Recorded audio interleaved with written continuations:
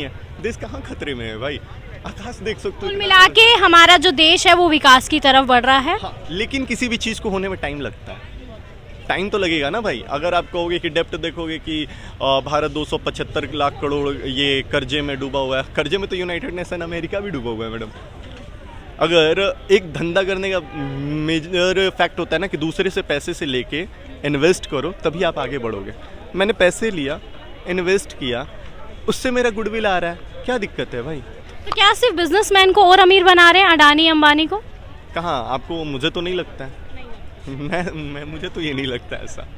तो लोगों का यही कहना है कि अब तक के जो 10 साल थे मोदी जी के वो बहुत अच्छे थे, लोगों को उनके काम बहुत पसंद आ रहे हैं। मोदी जी ने कुछ काम है जो बहुत हित में करे हैं युवा के लिए, लोगों का कुल मिला के ये कहना है। तो अभी लोगों से और जानेंगे कि अब की बार लोग किसकी सरकार देखना चाहते हैं, किसको जीतते हुए देखना चाहते हैं। अब की बार किसकी सरकार आप देखना चाहते हैं, आपके हिसाब से कौन जीतना चाहिए? कोई भी आ जाए, मेरे को कोई दिक्कत नहीं है। क्योंकि कांग्रेस के टाइम में छोटा था, बीजेपी के टाइम में बड़ा हूँ, उससे मुझे कोई मतलब नहीं है। अभी तक के जो उनके 10 साल हैं वो आप उनको किस तरीके से देखते हैं? आपको लगता है कोई काम ठीक ही है उनका, जिस हिसाब से है 10 साल में उन्होंने सही काम ही किया है। बाकी इतनी नॉलेज है नहीं तो मैं कुछ कह नहीं सकता। और जो लोग कह रहे हैं कि भाजपा हटाओ देश बचाओ, ओके ठीक है। तो ये थी लोगों की राय जो हमने आपको यहाँ ग्राउंड रियलिटी में लाइव कवरेज में दिखाई है। और लोगों से जानने की कोशिश करेंगे कि अब जो आने वाले इलेक्शन हैं उसको लेकर लोग कितना एक्साइटेड हैं, लोग किसको जीतते हुए देखना चाहते हैं। आने वाली 25 तारीख को दिल्ली में इलेक्शन है, उसको लेकर आप कितना एक्साइटेड हो, किसको वोट आप देना चाहते हो, किसकी सरकार बनते हुए देखना? मैं तो मैम फ़िलहाल यूपी से हूँ, उन्नाव से हूँ, और हमारे यहाँ 13 तारीख को वोट पड़ेंगे, 13 मई को। और सरकार जहाँ तक 100% से भी ज़्यादा मोदी की यानी है, इसमें तो कोई दो राय नहीं है। अब सीटें कितनी आए इस पे राय लोग बना। की बार 400 पार जो कह रहे हैं, 400 पार तो नहीं होंगे, लेकिन अराउंड 300 प्लस के तो होंगे। ये अपनी फुल मेजॉरिटी में आएंगे, जीतेंगे तो यही 400 का। तो ये नारा है कि आदमी लास्ट में, मीडिया भी इस चीज़ पर बहस करेगी, मोदी जी ने 400 कहा था, 400 नहीं आई, बस उनके पास ये एक मुद्दा रहेगा। लेकिन आएगी इस बार बीजेपी।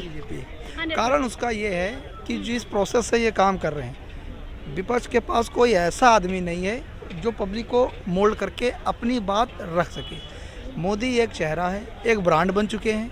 अब वो ब्रांड इतना बड़ा ब्रांड बन चुका है मैम कि आप ये समझिए कि उसको नीचे लाना, चाहे वो जितना नीचे लाए, जब एक हाइप ऊपर होती है तो जितनी भी ऊपर चले चाहे जितना लाए उतने तक तो आएगी कि उनकी सरकार बन जाएगी। क्या राहुल गांधी की इमेज बहुत ज़्यादा बेकार बना दी है? राहुल गांधी की इमेज बनने का एक मेन कारण मैं आपको बताऊँ। आप किसी को सपोर्ट करो, जैसे राहुल गांधी पर एक जो आरोप लगता है मुस्लिम पार्टी आरोप लगते हैं, सबको पता है, इसमें कोई दो राय नहीं है, उनको लग ही रहा है। वो जो आरोप लगा, देशद्रोही का जो आरोप लगा है, उससे पब्लिक इनको वोट नहीं देना पसंद। अच्छा, इनके कुछ काम भी ऐसे हो जाते हैं, राम मंदिर का न्योता मिला, क्यों नहीं चले गए? आप चले जाते, वहाँ जा करके बैठ लेते, क्या हो जाता? कुछ नहीं था। 370 का आपने, जब देश में एक ऐसा माहौल बना था। अच्छा, जो राम मंदिर बनाया उससे आपको क्या फ़ायदा? हमें पता, ये मैं बता रहा हूँ। देखिए, एक जन भावना होती है कि आपको ये पता होना चाहिए कि जब मुगल काल से शासन चले आ रहे थे, तो जब धार्मिक उन्माद होता है ना, जब धार्मिकता बढ़ती है ना, वहाँ पर लोग सारे सेंटीमेंट छोड़ करके उस तरफ जाते हैं। तो उनको अगर राम मंदिर का न्योता मिला था तो चले जाना चाहिए। 370 जो देश में इतने दिन से चल रहा था, एक ये बहुत बड़ा बवाल था, सबको एक अंदर से। 370 भी कह रहे नहीं हटी, 370 भी हटी है, उससे उसके बारे में क्या? भी नहीं, देखिए, ये तो सिर्फ उनको विपक्ष कह रहे हैं कि नहीं हटी है, वो नहीं हटा। 370 हटने के बाद एक भी पत्थरबाजी हुई कुछ महीने छोड़ करके? ये आप बताइए, कहीं भी कोई सोर्स सुना? नहीं सुना। एक ये भी तय था, अगर 370 पार्लियामेंट में बिल क्यों पास हुआ, उस पर चर्चा क्यों हुई, उस पर बहस हुई? तो ये तो मुद्दे हैं कि और मीडिया भरमाना है, व्हाट्सएप पे ज्ञान फेंक देना कि कुछ नहीं हटा। ऐसे तो कहीं कुछ हुआ ही नहीं, ये तो आपको भी पता है, क्योंकि मीडिया को सबसे ज़्यादा इस समय पता है।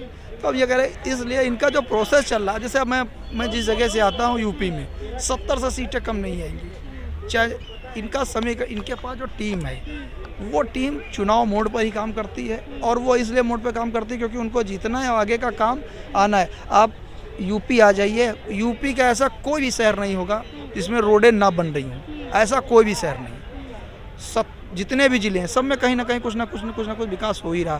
तो पब्लिक देख भी रही है, उसको राशन मिल रहा है, पब्लिक देख रही है, सुरक्षा मिल रही है। अभी आप बताइए, ये 2024 है, IPL यहाँ हो रहा मैच। 14 में उनकी सरकार थी, IPL दुबई शिफ्ट हुआ, क्यों हुआ? Security reason.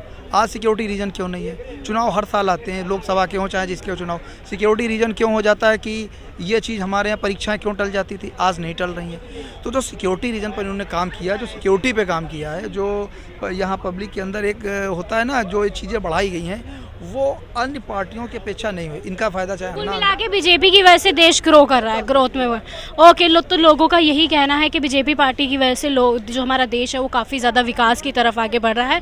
लेकिन फिर भी लोगों का ये कहीं ना कहीं ये कहना है कि भाई बीजेपी हटाओ, देश बचाओ। इस पर लोगों की क्या राय है?